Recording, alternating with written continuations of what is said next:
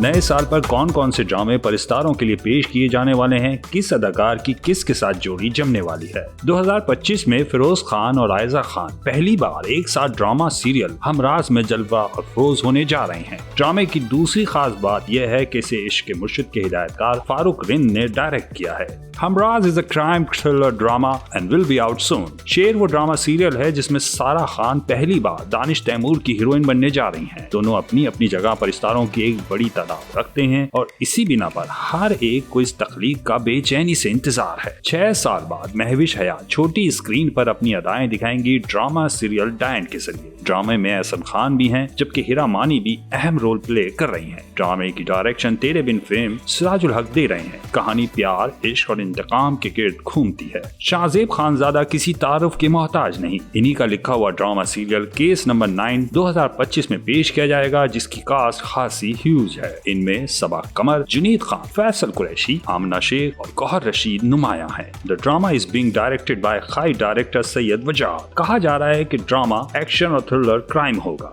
इस साल रमजान में सिटकॉम स्पेशल दिल वाली गली भी देखने वालों को पसंद आएगा, जिसमें सजल अली और हमजा सुहेल होंगे साथ साथ। What is the main attraction of this show is the Kabli Pulav and Manjogi duo of Kashif Nisar and Zafar Mirad, who are making comeback with this one.